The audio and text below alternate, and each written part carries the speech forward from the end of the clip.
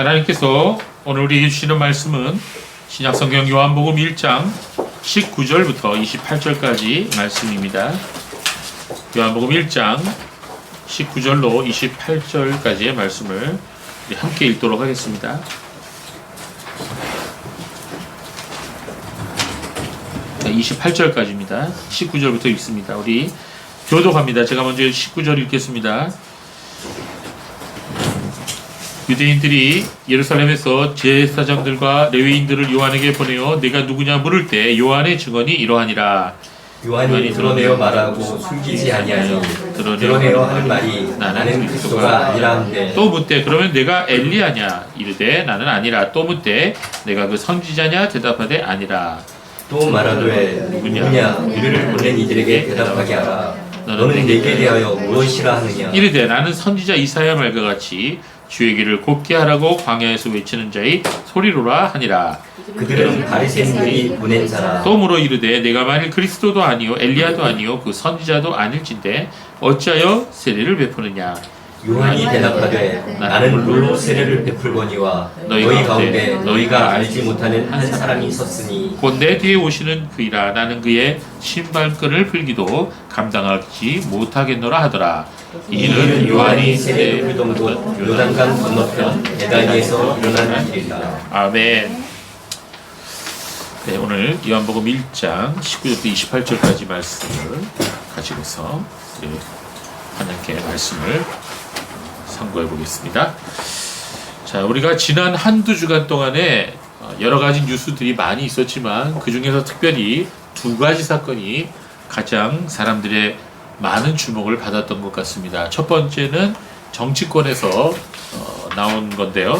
검수완박이라고 하는 그런 뉴스 들어보셨어요? 네. 예, 무슨 뜻이죠? 예, 검찰 수사권 완전을 박탈. 이게 국민의힘도 여기에 동조해갖고 조정을 해갖고 서로 합의를 했다 그러는데 이것 때문에 지금 굉장히 지금 사람들의 여론이 막 들끓고 있어요. 자, 여기에 대해서는 우리가 오늘 논의할 그런 시간이 아니죠. 또 한 가지의 그 뉴스 주제는 소위 계곡 살인 사건이다 라고 하는 그런 말로 알려진 사건입니다. 자, 여러분들 잘 아시겠지만 이 계곡 살인 사건은 이은혜라고 하는 여자와 그리고 내연남 조현수가 2019년 6월 30일 오후 8시 24분께 경기도 가평군 용소계곡에서 수영을 못하는 남편 고윤 씨에게 억지로 다이빙을 시켜서 물에 빠져서 숨지게 한 혐의를 받고 있는 사건입니다. 자, 이은혜가 공범 조현수와 함께 이 계곡 살인 사건 발생한 지 2년이나 지나서 2년 10개월 만에 지난주 16일 일산에서 경찰에 검거되어서 구속되었습니다. 그런데 이은혜가 자기 혐의를 계속 부인하고 있다고 하죠. 그런데 그 이전에도 여러 번에 걸쳐 남편을 살해하려고 시도했다는 것이 지금 드러나고 있습니다. 그리고 시간이 지나면서 그 외에도 참 여러 가지 악행들이 지금 점점 드러나고 있어요. 그래서 사람들이 참 많이 지금 분노하고 있는데요. 그런데 20년 전에 여러분도 들으셔서 아시겠지만 이은혜가 초등학교 6학년 시절에 MBC 러브하우스라고 하는 프로그램이 그때 있었대요. 여기에 이 어린 이은혜가 출연했다는 거예요. 그러면서 이은혜가 방송에서 뭐라 그랬냐 이런 말을 했다고 합니다. 제가 크면요 어려운 이웃들을 돕고 싶습니다. 이렇게 얘기했다는 거예요. 그 당시 그 MC였던 신동엽 씨가 이은혜가 한 말을 정확하게 기억을 하고 너무너무 탄식하고 분노했다고 하는 거예요. 신동엽 씨가 이렇게 얘기했답니다. 과거에 효녀였던 친구가 어떻게 이렇게 되어버렸을까? 예, 많이 놀랐다. 이렇게 신동엽 씨가 말했다고 합니다. 자, 20년 동안 무슨 일이 있었길래 이 착한 소녀가 다른 사람을 돕고 싶었다고 얘기했던 이 착한 소녀가 이런 괴물이 되어버렸을까요? 자, 여러분 이제 많은 어린이들에게 이제 장래 희망을 물으면은 여러 가지 대답을 하지만 이렇게 대답을 많이들 해요. 저는 훌륭한 사람이 되고 싶어요. 예, 이렇게 대답을 많이 합니다. 그러나 이제 세월이 흐르고 나이가 들어가면서 사람들은 이 훌륭한 사람이 되고 싶다고 했던 이 꿈들이 변해버리는 것 같습니다. 그리고 꿈만 변하는 게 아니라 사람도 변해갖고 흉측한 괴물이 되어버리는 경우가 종종 있는 것입니다. 여러분, 이 훌륭한 사람들이라고 하는 것은 어떤 사람을 말하는 걸까요? 예, 어떤 사람이에요? 유명한 사람들이라는 뜻일까요? 아니면 돈 많은 사람들이라는 뜻일까요? 예, 여러분, 이 세상에는요, 유명하지만 훌륭하지도 않고 또 훌륭하지만 유명하지 않는 사람도 있어요. 자, 요즘 우리가 사는 세상을 한마디로 말해봐라 하면은 저는 이 스타를 꿈꾸는 세상이다, 이렇게 말하고 싶습니다. 자, 모두가 스타를 꿈꾸며 살아요. 특히 젊은 우리 청소년들 보면은요, 어떻게든지 나의 이름을 드러내서 사람들의 관심을 좀 받아보겠다.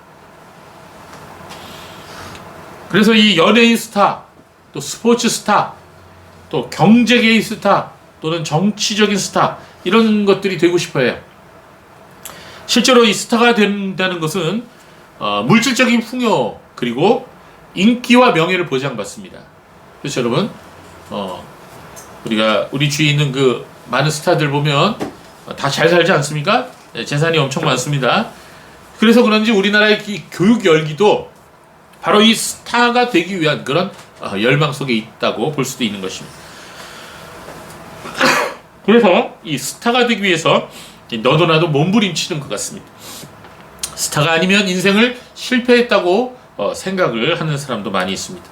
많은 사람들이 스타가 되기 위해서 노력하다가 좌절과 실패를 맛보게 됩니다. 그러면 자신의 삶이 실패한 삶이다, 이렇게 생각을 하는 거예요. 그러나 그런 사고는 매우 잘못된 것입니다. 참으로 안타까운 것은 우리나라의 교육 현장이 인생의 가치관과 바른 세계관을 가르치는 것에 거의 역할을 하지 못한다는 거예요. 오히려 오늘날 교육의 현장이 아이들에게 잘못된 사고방식을 심어주고 잘못된 처세술을 배우게 함으로써 사람을 망가뜨리는 데 일조하고 있다는 사실이에요. 굉장히 안타까운 일입니다. 실제로 세상은 1등은 기억하지만 2등, 3등은 기억을 잘하지 못합니다. 그래서 많은 사람들이 자신이 원하는 것을 얻으려고 또 스타가 되기 위해서 이 수단과 방법을 가리지 않게 되는 것 같습니다. 그러다 보면 자기 자신도 모르게 점점점 괴물이 되어가는 거예요. 앞서 말씀드린 이은의 조연수만이 괴물은 아니에요. 우리 주위에 괴물은 곳곳에 있습니다. 자신의 이익을 위해서 거짓말도, 불법도, 폭력도, 살인도 꺼리낌 없이 저지른 그러한 사람들이 너무나도 많아졌어요. 그런 괴물들은 서울대 법대 교수 중에도 있고요, 경기도 지사를 했던 괴물도 있고요, 국회의원들 중에도 많이 있어요. 대기업 CEO 중에도 있고요, 그리고 편의점 사장도 있고 편의점 손님으로 오는 괴물도 있어요. 우리가 살아가는 세상 곳곳에서 피도 눈물도 없는 이런 괴물들이 존재하고 있으며 우리는 그들과 함께 살아가고 있는 것입니다. 자, 이렇게 괴물처럼 변해버린 사람이 아니라 할지라도 오늘날 현대를 살아가고 있는 수많은 사람들을 보면은요, 그 모습에서 뭔가가 잘못되어도 한참 잘못되어 있다는 생각이 듭니다. 사람들이 살아가는 방식과 태도가 이 정상이 아니라는 생각이 들어요. 이렇게 비정상적인 사람들이 많아진 것은 과거에 어떤 시대에도 없었던 것 같아요. 여러분 어떻게 생각하세요? 도대체 우리 사회가 왜 이렇게 됐을까요? 저는 그 원인 중에 하나가 성공에 대한 잘못된 개념 때문이라고 생각합니다. 앞에서도 말씀드렸듯이 많은 사람들이 어느 분야에서 이 정상에 올라가서 스타가 되어야 인생을 성공한 것으로 안다는 거예요. 그러다 보니 스타가 되지 못한 인생은 실패한 인생이다, 망한 인생이다, 이렇게 생각하고 좌절하고 낙심하게 된다는 거예요. 그 중에서 어떤 사람들은 내가 스타가 되지 못할 바에는 내가 어떤 방법을 통해서든 내가 돈을 벌어야겠다, 그래갖고 그 돈을 벌어서 내가 하고 싶은 대로 살고, 그리고 남들이 나를 무시하지 못하도록 그렇게 해야 된다, 이렇게 생각을 하는 거예요. 그게 인생의 좌우명처럼 돼버려요. 그러다 보니까 이은혜 같은 그런 괴물들이 나타나는 겁니다. 그러나 이것은 잘못된 것입니다. 세상은 결국 스타들에 의해서 지탱되는 게 아니에요. 오히려 우리가 살아가는 세상은 스타들보다 훨씬 수많은 조연들에 의해서, 그리고 이름도 알려져 있지 않은 엑스트라들에 의해서 유지되고 돌아가는 것이 이 세상인 것입니다. 스타보다도 수백 배, 수천 배, 아니 수만 배 많은 조연들에 의해서 이 세상은 세워지고 있는 거예요. 그래서 스타가 되지 못한다고 인생이 실패한 게 절대로 아닙니다. 조연으로 살아가는 삶도 얼마든지 아름다울 수 있고 또 행복할 수 있다는 것을 우리는 알아야 됩니다. 그리고 또 조연이 있어야 스타도 있는 거죠. 우리가 서점에 가면은 이제 베스트셀러 코너가 있습니다. 예, 뭐 이달의 베스트셀러 또 계속해서 1년 내내 베스트셀러로 잘 팔리는 그런 책들이 있어요. 어떤 책이 베스트셀러로 선정되면은 그 책을 지은 작가는 명성을 얻게 되죠. 그리고 경제적인 이득도 보게 됩니다. 그런데 그 책이 출판되기까지는 작가 혼자서 모든 걸 만든 건 아니에요. 여러 사람들의 노력을 통해서 그 책이 완성되는 것입니다. 네, 저도 출판사에서 두란노스원에서 편집장을 해본 적이 있어요. 그래서 책이 어떻게 나오는지 그 과정을 알아요. 이 원고가 나오면요, 그 원고를 책으로 펴내기까지 이제 여러 가지 과정을 거치게 되는데요. 이 편집자와 미술팀 그리고 인쇄소가 서로 협력을 해야 돼요. 그 중에서 이제 교열 작업이라는 게 있습니다. 교열 작업이라고 들어보셨어요? 문서나 원고의 내용 가운데서 잘못된 것을 바로잡아서 고치면서 교정하면서 작업하는 게 이제 교열 작업이에요. 근데 이 작업이 쉽지가 않아요. 아무리 여러 번 조심해서 봐도 틀린 게 꼭 나와요. 근데 이런 모든 과정을 거쳐서 이 책이 나오는 거예요. 만약 한 권의 책이 베스트셀러가 되면 그 저자 이름이 널리 알려지고 영광을 받지만 교열 작업을 한 사람들이나 뒤에서 수고한 사람들은 전혀 이름이 알려지지 않습니다. 그러나 뒤에서 이름도 없이 수고한 사람들이 없었더라면 그 책은 출판되지 못했을 거예요. 자, 우리가 살아가고 있는 이 세상에 이처럼 이름도 없고 빛도 없이 묵묵히 일하면서 자신의 역할을 잘 감당하는 사람들이 많이 있어요. 여러분 놀이공원 가보셨어요? 놀이공원 가보면은 많은 놀이기구들이 있죠? 근데 이 놀이기구를 안전하게 탈 수 있는 이유는 안전 점검을 하는 사람들 때문입니다. 그래서 그들 때문에 우리는 휴일에 아이들 데리고 가서 즐겁게 안전하게 놀 수 있는 거예요. 지하철 선로와 객차도 마찬가지예요. 안전점검을 수시로 하는 사람들 때문에 우리가 매일 출근하면서도 안전하게 지하철을 이용할 수 있는 것입니다. 이런 사람들을 스타라고 하진 않죠. 그러나 사회 곳곳에서 자신의 일을 성실하게 함으로써 세상이 돌아가도록 하는 역할을 감당하는 것입니다. 저는 이러한 사람들이야말로 진정한 영웅이 아닌가 이렇게 생각합니다. 우리가 성경을 읽어보면 성경에는 예수님 외에도 수많은 사람들이 나오죠. 이름이. 성경의 많은 이야기들과 사건들을 하나의 드라마라 이렇게 말한다면 성경 속에서 펼쳐지는 이 많은 구속 드라마의 주인공은 당연히 예수님이시죠. 거기에는 또한 예수님과 함께 스타급 배우들이 등장합니다. 어떤 사람들이죠?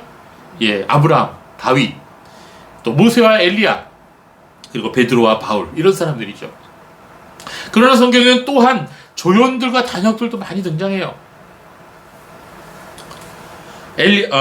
아브라함의 충성된 종 이름이 뭐죠? 엘리에셀. 예, 창세기 읽어보시면 엘리에셀이라는 이름 나와요. 또 다윗의 친구 누구죠? 요나단. 이건 아시겠죠? 그 다음에 엘리야 시대에 악한 왕이 있었는데 아합 왕이라는 악한 왕이 있었어요. 그의 부인은 이세벨이라고 아주 나쁜 왕비였죠. 그들이 하나님의 선지자들을 잡아서 죽였어요. 그때 아합 왕이 신하였지만 하나님을 경외해야 하는 한 사람이 있었는데 그 사람이 몰래 하나님의 선지자들을 100명을 따로따로 50명씩 굴에다가 숨겨놓고 그들에게 물과 빵을 제공해서 그들을 살렸던 사람이 있습니다. 바로 오바댜라고 하는 사람이에요. 예, 오바댜서를 기록한 선지자하고 이름이 같아요. 다른 사람입니다. 여러분 이런 사람들이 성경에 많이 있어요. 이런 사람들은 잘 알려져 있지 않습니다. 잠깐 나왔다가 사라져요. 우리는 흔히 스타급 주연 배우들만을 주인공들만을 기억하죠. 그러나 주연급 배우들에 가려지고 묻혀진 조연급 그런 인물들을 통해서 많은 영적 교훈을 얻을 수가 있는 것입니다. 어떤 의미에서 그런 조연급 인물들은 우리와 많이 닮았다고 할 수 있습니다. 우리들 모두 전부가 스타급으로 인물로서는 살아갈 수는 없기 때문이죠. 구약에서도 신약과 2000년 교회 역사 가운데서도 이름도 없이 빛도 없이 온전한 믿음으로 살다가 복음을 위해서, 교회를 위해서 묵묵히 충성하고 더 나아가 그리스도와 복음을 위해 순교한 수많은 성도들이 있다는 것입니다. 만약 우리가 이 다음에 천국에 간다면 우리가 알지 못하는 수많은 믿음의 영웅들을 우리가 거기서 만나게 될 것입니다. 어떠한 위대한 업적 뒤에는 반드시 수많은 숨겨진 사람들이 있게 마련인 것입니다. 그 숨겨진 조연들을 통해서 하나님이 역사하셨고 또 지금도 역사하고 계시는 것입니다. 그리고 그들을 통해 영광을 받으시는 것입니다. 우리는 그동안 여러 주일에 걸쳐서 이 세례 요한의 삶과 사역의 모습을 살펴보았습니다. 세례 요한은 예수님을 위해서 그의 모든 삶을 다 바쳤던 그런 진정한 믿음의 사람이었습니다. 세례 요한은 신구약을 연결해주는 그런 매우 중요한 인물입니다. 그럼에도 불구하고 세례 요한은 자신의 이름이 알려지는 것을 원치 않았어요. 자신의 이름이 드러날 때 철저하게 그 영광을 예수 그리스도께로 돌렸습니다. 그렇게 함으로써 그는 조연으로서의 역할을 끝까지 잘 감당했던 것을 볼 수가 있습니다. 구약의 마지막 예언자였던 말라기 선지자는 그의 책 말라기 4장 5절에서 엘리야가 다시 오리라고 예언했습니다. 우리가 이 말씀은 여러 번 살펴보았죠. 우리 한번 본문을 함께 읽어볼까요? 여러분이 드린 말씀을 참고하세요. 말라기 4장 5절 6절 말씀 시작. 보라, 여호와 크고 두려운 날이 이르기 전에 내가 선지 엘리야를 너에게 보내리니 그가 아비의 마음을 자녀에게로 돌이키게 하고 자녀들의 마음을 그들의 아비에게로 돌이키게 하리라. 돌이키지 아니하면 두렵건대 내가 와서 저주로 그 땅을 칠까 하노라 하시니라. 자, 여러분, 이 말씀대로 엘리야를 너에게 보내리니 이렇게 말라기 선지자는 예언했어요. 성경에서는 불교에서 말하는 것처럼 모든 사람이 환생한다고 말하지 않죠. 그러나 엘리야만은 다시 보내겠다고 여기 말씀하고 계시네요. 엘리야는 죽음을 보지 않고 불말과 불새를 타고 하늘로 승천했습니다. 그가 죽지 않고 하나님께서 데려가셨다는 이 사실 때문에 유대인들은 어떻게 생각하냐면 이 말라기 선지자가 예언한 이 엘리야가 진짜 엘리야가 다시 오는 걸로 생각을 했어요. 그렇게 믿었어요. 자, 그런데 실제로 세례 요한은 엘리야를 많이 닮았죠. 전에도 우리가 살펴본 것처럼 엘리야처럼 낙타 털옷을 입고 다녔고 허리에 가죽띠를 띄었으며 메뚜기와 석청을 먹고 살았습니다. 그리고 광야에 걸어가면서 말씀을 외쳤습니다. 이건 엘리야도 그렇게 살았어요. 열왕기하 1장 8절에 보면 저희가 대답하되 그는 털이 많은 사람인데 허리에 가죽띠를 띄었더이다. 왕이 가로되 그는 디셋 사람 엘리야로다. 자, 엘리야가 그렇게 생겼다는 거예요. 그래서 많은 사람들이 세례 요한이 다시 온 엘리야라고 생각을 했던 거예요. 유대인들에게 있어서 엘리야라는 인물은 모세 다음으로 가장 위대한 인물이에요. 그래서 만약 사람들이 세례 요한이 다시 온 엘리야라고 믿게 된다면 세례 요한은 그야말로 스타 중에 스타 배우를 받을 수 있었던 것입니다. 그러나 세례 요한은 그렇게 하지 않았어요. 오늘 본문에 보면요, 사람들이 세례 요한에게 와서 이렇게 묻습니다. 당신은 누구입니까? 사람들이 이렇게 쑥덕거렸어요. 혹시 세례 요한이 메시아 아니야? 이렇게 수군대는 것을 세례 요한은 알고 있었어요. 그는 그래서 단호하게 이렇게 말했습니다. 나는 그리스도가 아니다. 그러자 사람들이 다시 물었습니다. 그렇다면 당신이 우리가 기다리던 그 엘리야입니까? 그 질문에 세례 요한이 또 이렇게 대답합니다. 나는 엘리야가 아닙니다. 자, 그런데 마태복음 11장 4절을 말씀을 보면요, 예수님께서 무리들과 제자들에게 이런 말씀하셨어요. 같이 읽어볼까요? 만일 너희가 즐겨 받을진대 오리라 한 엘리야가 곧 이 사람이니라. 자, 예수님이 친히 뭐라 하셨어요? 세례 요한이 누구라고 했어요? 예, 말라기 선지자가 예언한 바로 그 사람이다. 예, 바로 그 엘리야다라고 말씀하신 거예요.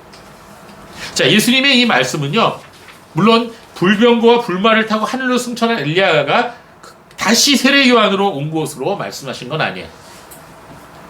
이 말씀은 어떤 의미냐면 말라기 선지자가 예언한 그 예언한 엘리야, 그가 바로 세례 요한이다, 이렇게 말씀하신 거예요. 자, 말라기가 예언한 이 엘리야는 실제 엘리야라기보다는 엘리야와 같은 선자를 하나님 보내시겠다라는 그런 의미입니다. 그래서 누가복음 1장 17절을 보면 가브리엘 천사가 사간에게 이런 말씀을 전했었죠. 세례 요한이 장차 엘리야의 심령과 능력으로 사람들의 마음을 돌이켜서 메시아를 맞아들이도록 하게 한 것이다. 이렇게 말씀을 했어요. 바로 그런 의미입니다. 그렇습니다. 세례 요한은 말라기 선지자가 예언했던 바로 그 엘리야였던 것입니다. 그럼에도 불구하고 세례 요한은 사람들이 자신에게 바로 그 엘리야가 당신이냐고 물었을 때 아니다라고 부인했습니다. 왜 그랬을까요?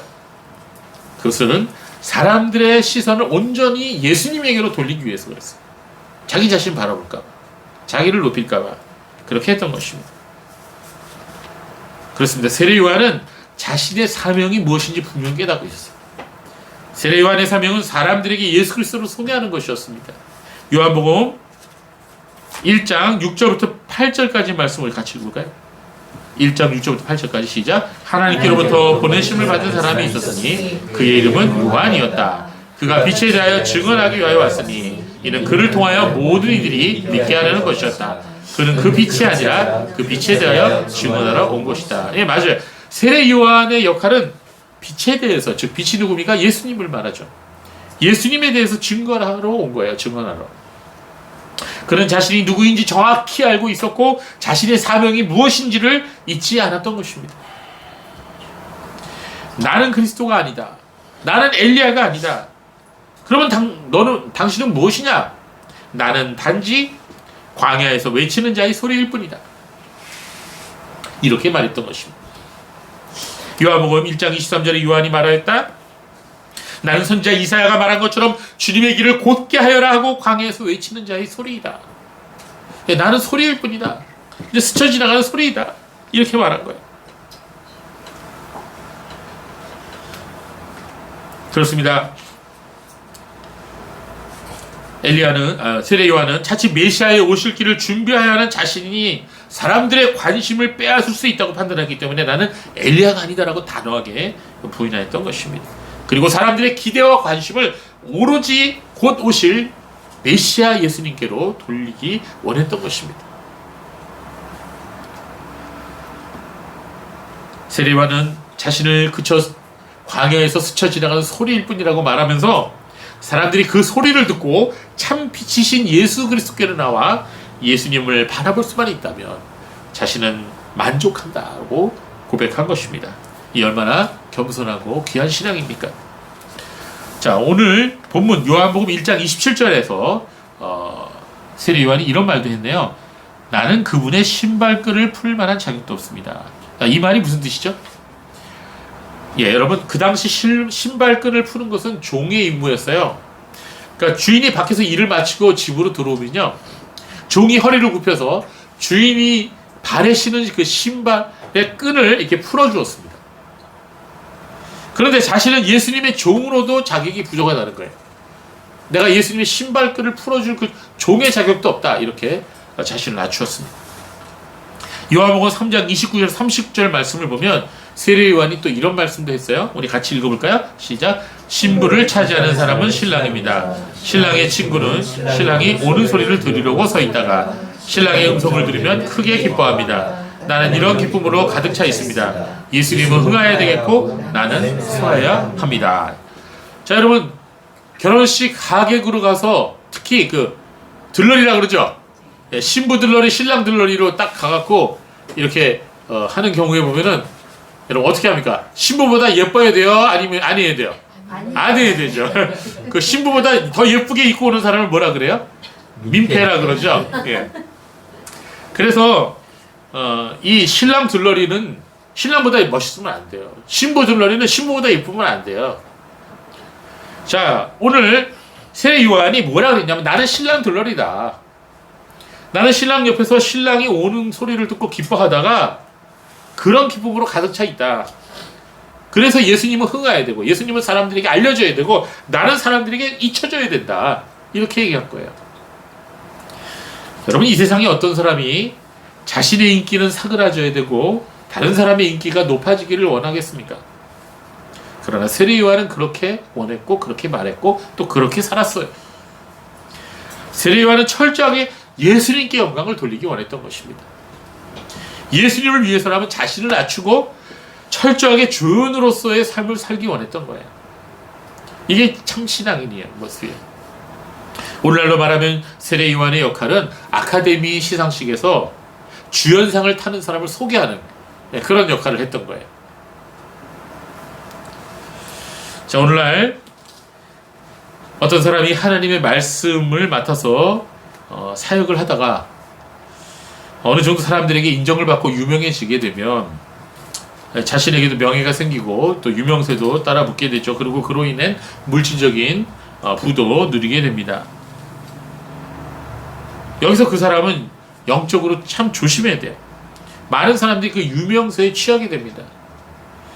이 선줄로 생각하는 그때가 위험한 것이죠.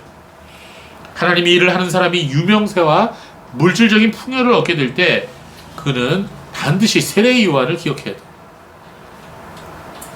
적지 않은 사역자들이 하나님의 영광을 자신이 가로채는 실수를 하는 경우를 보게 됩니다. 그래서 참으로 어리석은 행동이에요.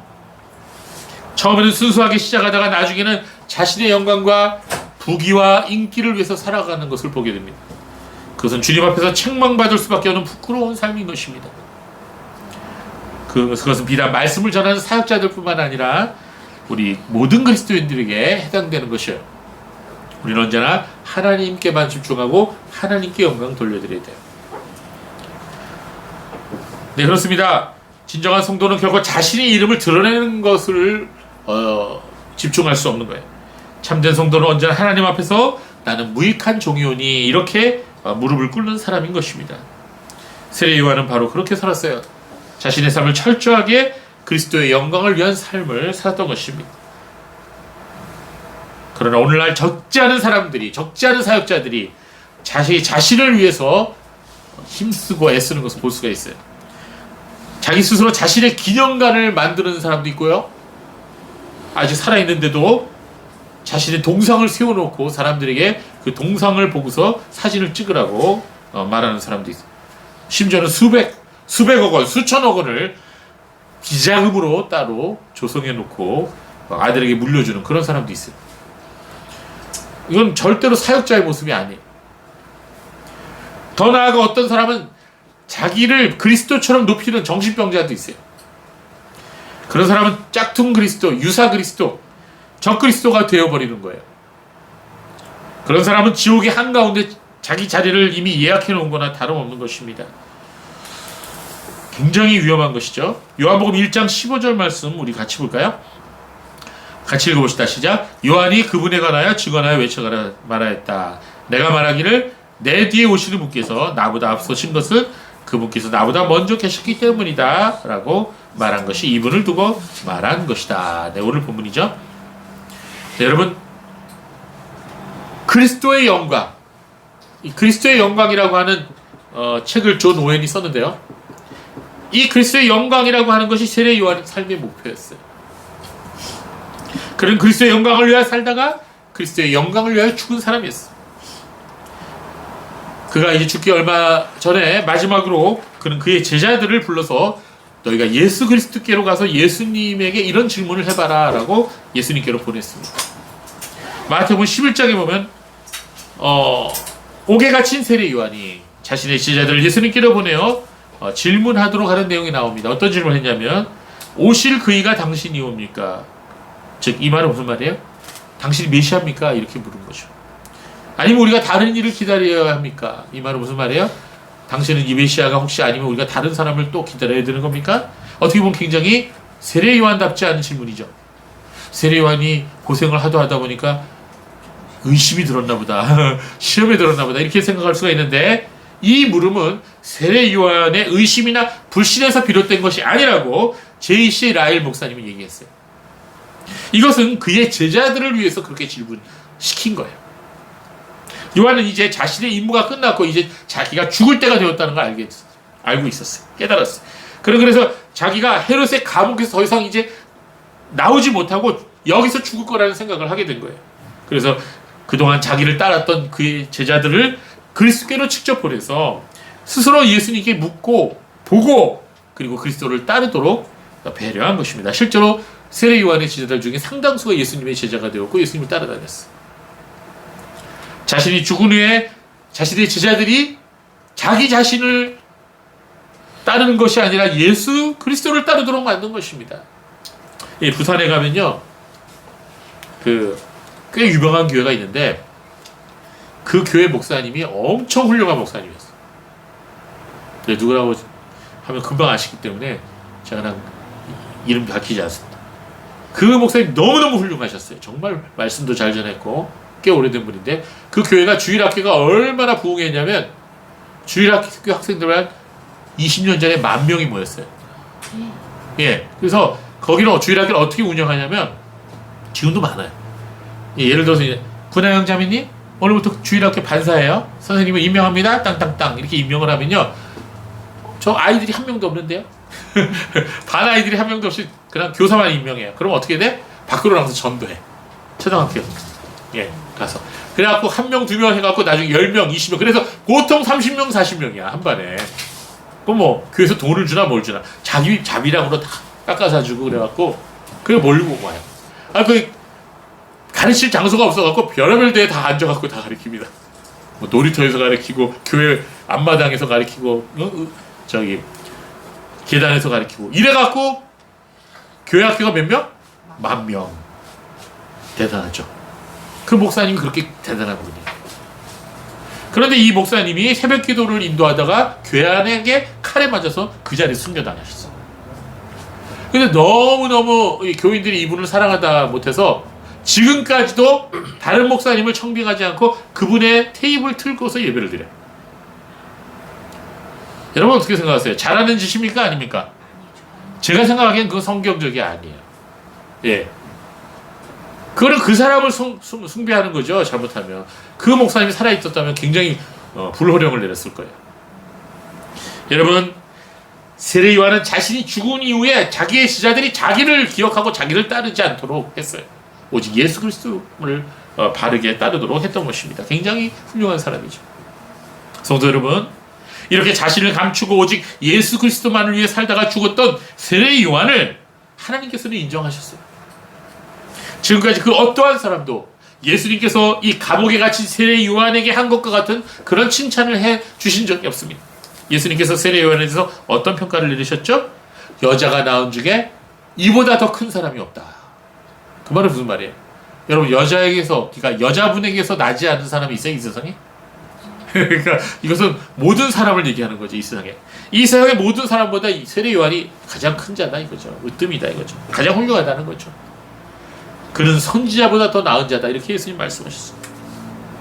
구약의 선지자들은 그리스도에 대해서 예언을 했지만 실제로 예수 그리스도를 만나지 못했지만 세례 요한은 그리스도에 대해서 예언을 했을 뿐만 아니라 직접 예수 그리스도를 보았고 그리고 심지어 예수 그리스도께 직접 세례를 베풀지 않았습니까?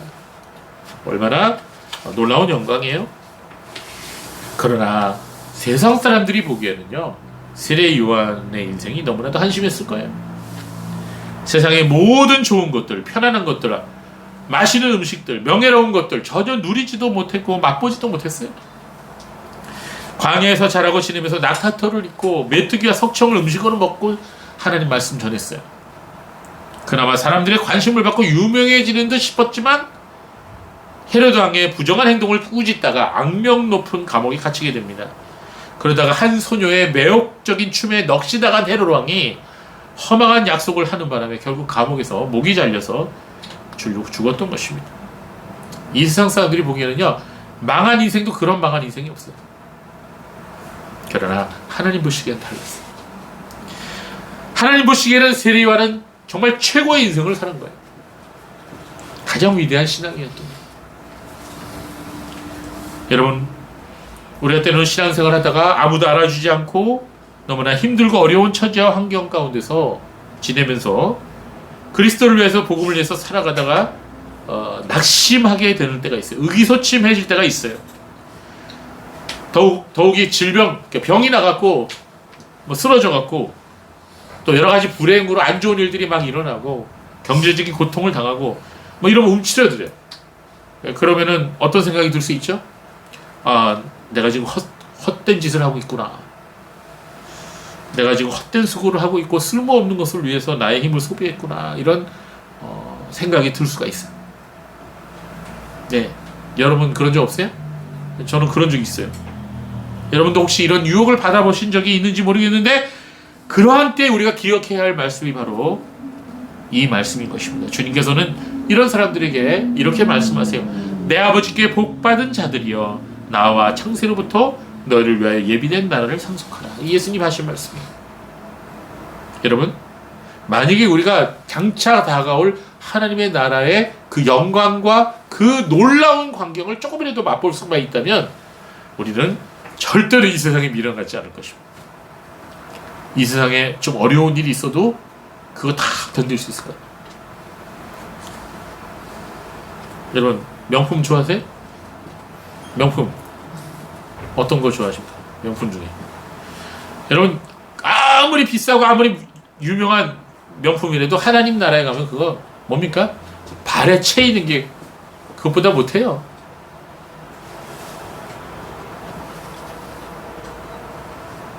여러분, 이번 코로나 사태가 장기화되면서 이 정부의 말도 안 되는 방역 정책으로 인해서 대한민국에 있는 교회 중에 1만 8천여 교회가 문을 닫았다고 말합니다. 뭐 정확한 통계는 잘 모르겠지만 대충 그렇게 된다 그래요.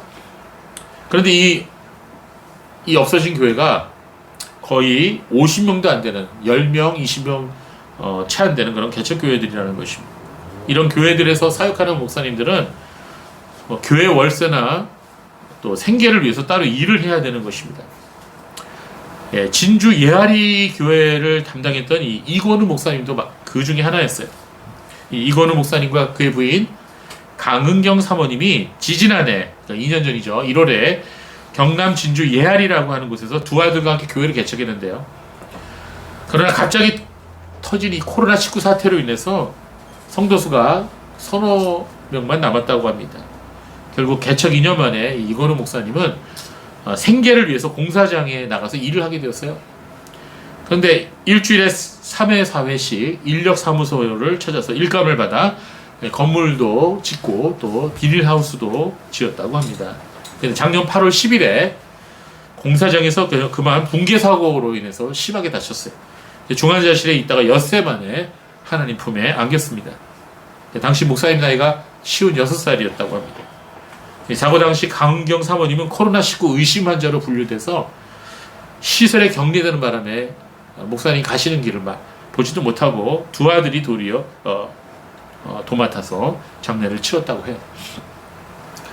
자, 사모님이 이후에 이런 말을 했다고 합니다. 남편이 너무 요령 없이 그냥 묵묵히 성실하게 목회만 하던 사람이었는데 목회가 아닌 생각지 못한 일을 계속하다 보니 항상 자신감이 떨어져서 살았어요.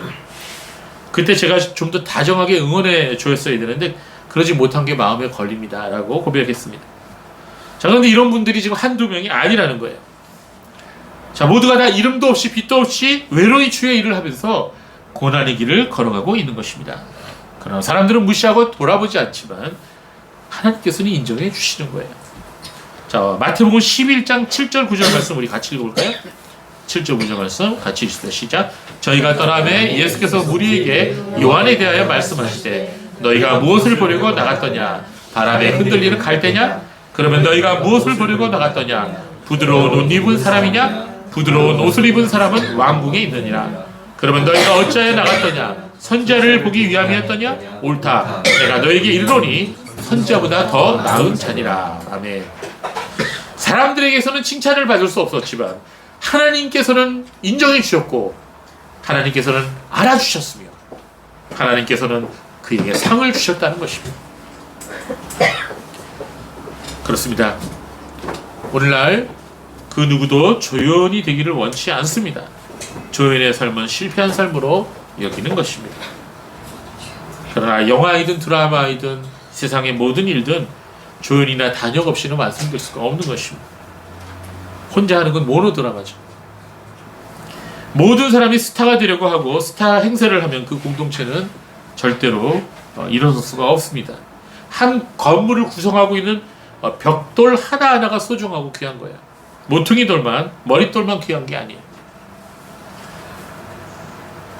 하나님의 나라에서는 조연이나 단역처럼 보일지라도 주연과 똑같은 상급을 받습니다.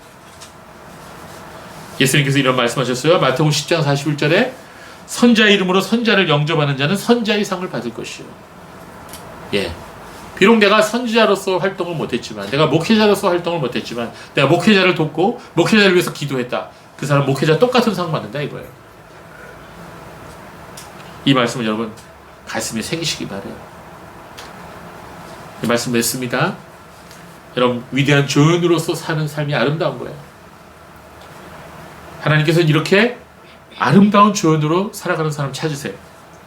하나님 영광을 위해 살아가면서 자신의 삶을 다른 사람과 비교하지 않고 나를 통하여 다른 사람이 성장하는 것을 기뻐하는 사람. 우리 하나님께서 이런 사람 기뻐하신다는 것을 알 수가 있습니다. 하나님 겸손한 사람을 통해서 역사하시오. 우리가 겸손하지 않으면 넘어지게 됩니다. 자신을 비교하면서 열등감에 빠지게 되고, 아니면 자기 자신이 중심이 돼서 수단과 방법을 가리지 않고 돈을 벌거나 다른 사람들을 멸시하는 그런 삶을 살아가게 되는 것입니다. 그러나 하나님을 경외하는 사람은, 진정 믿음이 있는 성도는 그렇지 않습니다. 그는 하나님만을 바라보면서 세상 사람들의 칭찬이나 관심이 없더라도 묵묵하게 자기에게 주어진 사명을 감당하며 살아가는 것입니다. 그러므로 여러분, 그러한 진정한 영들이 바로 하나님의 사람들이라고 말할 수가 있습니다. 그렇습니다. 성도 여러분, 자신이 시대에서 자신이 처한 자리에서 믿음을 가지고 하나님 말씀을 따라 살아갔던 그들이야말로 진정한 영웅들인 것입니다. 세례 요한은 자신의 역할을 잘 알고 그 역할을 잘 감당한 믿음의 사람이었습니다. 마지막 목이 베어 순교하기까지 그는 철저하게 하나님의 뜻에 순종한 사람이었고, 자신의 맡은 바 소임을 잘 감당한 정말로 위대한 신앙이었던 것이죠. 그렇습니다. 성도 여러분, 이것을 잊지 마십시오. 모든 칭찬과 상급은 오직 하나님께로부터만 오는 것입니다. 그렇습니다. 그러므로 저와 여러분, 우리 모두가 다 모든 영광을 하나님께만 돌려드리며 삽시다. 어떻게 하든지 우리의 몸과 삶을 통해서 우리 주님께서 존귀함을 얻도록 합시다.